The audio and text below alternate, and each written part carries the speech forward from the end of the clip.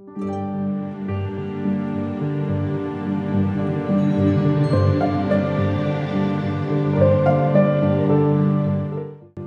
khazanah sastra Melayu klasik, ada sebuah cerita yang penuh makna tentang keadilan, kesabaran, dan kebangkitan dari keterpurukan. Kisah ini adalah hikayat si miskin yang mengangkat perjalanan seorang raja terkutuk dan keluarganya. Kisah ini tidak hanya berisi dengan nilai budaya saja, tetapi juga menjadi cermin tentang hubungan antara kekuasaan dan penderitaan rakyat kecil. Mari kita menyimak kisahnya dengan seksama.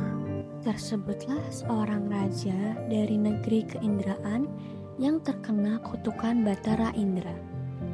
Kini, ia dan istrinya hidup miskin di dalam hutan negeri antah berantah yang dipimpin oleh Maharaja Indradewa. Keduanya sangat dibenci orang. Setiap hari, mereka berkelana mencari makan, hanya menemukan ketupat basi dan debu dari tumpukan sampah, bahkan memakan batang kayu dan buah-buahan yang ada di dalam hutan. Pada suatu hari, istrinya yang tengah hamil 3 bulan lamanya, maka istrinya menangis, hendak mengidam buah mempelam yang hanya ada di taman istana raja itu. Maka suaminya itu pun terketukkanlah hatinya. Tatkala ia di keindraan menjadi raja, tiada ia mau beranak. Maka sekarang telah mudorot, maka barulah hendak beranak.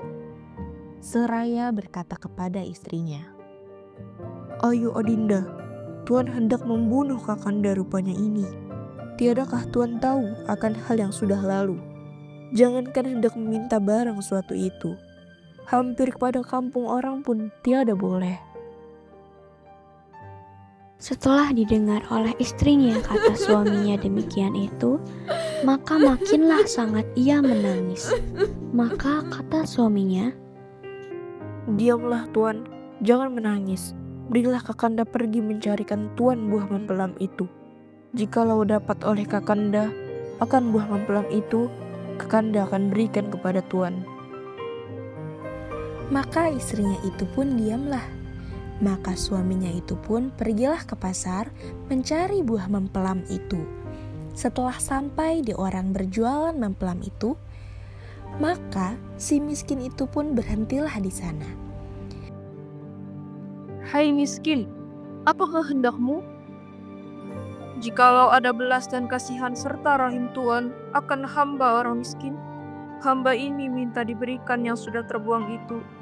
Hamba hendak memohonkan buah mempelam Tuan yang sudah busuk itu. Barang sebiji sahaja Tuan."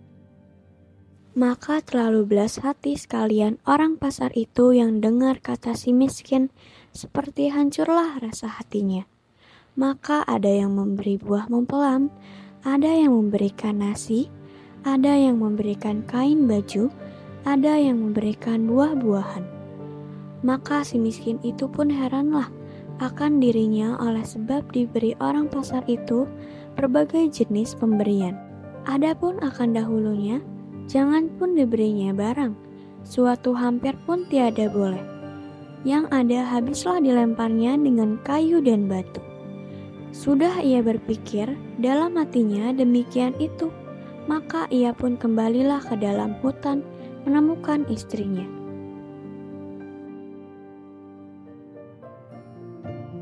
"Inilah Tuan, buah mempelam dan segala buah-buahan, dan makan makanan dan kain baju."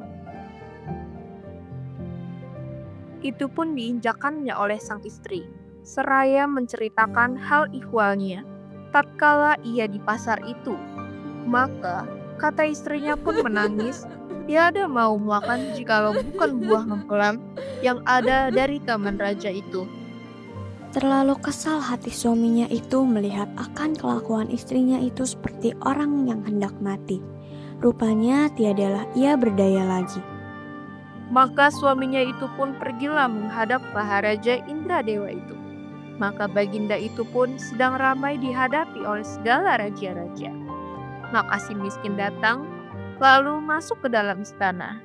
"Hai miskin, apakah hendakmu?" "Ada juga tuanku." "Ampun tuan, beribu-ribu ampun tuan. Jikalau ada karena Syah Alam akan patuhlah hamba orang yang hina ini. Hendaklah memohonkan buah mempelam Syah Alam yang sudah gugur ke bumi itu tuanku." Hendak engkau buatkan apa buah mempelam ini, wahai miskin? Hendak dimakan, tuanku. Ambilkanlah barang setangkai berikan kepada si miskin ini. Diambilkanlah dan diberikan kepada si miskin itu. Maka diambillah oleh si miskin. Si miskin langsung menyembah kepada baginda itu. Keluar ia berjalan kaki dari istana baginda raja, sampailah si miskin itu ke dalam hutan tempat tinggalnya, dan menemukan istrinya. Maka istrinya akan suaminya datang itu membawa mempelam setangkai, maka istrinya tertawa-tawa dan langsung dimakannya. Begitu pula saat istrinya mengidam buah nangka yang hanya ada di taman raja, si miskin kembali menghadap raja untuk meminta buah nangka tersebut. Raja pun tetap bermurah hati untuk memberikannya. Tak lama kemudian, lahirlah anak mereka yang diberi nama Marakarma, anak dalam kesukaran. Sejak kelahiran Marakarma, nasib mereka berubah. Si miskin mendadak memperoleh harta melimpah dan sebuah negeri yang dinamakan Puspasari. Kini ia menjadi Maharaja Indra Angkasa dan istrinya menjadi Ratna Dewi. Namun, kabar tentang keajaiban Puspasari membangkitkan iri hati Maharaja Indradewa. Dengan tipu daya, ia menyuruh ahli nujum untuk memfitnah bahwa Marakrama membawa celaka. Termakan fitnah, si miskin tega membuang anaknya Marakrama dan adiknya Nilakesuma ke dalam negeri asing.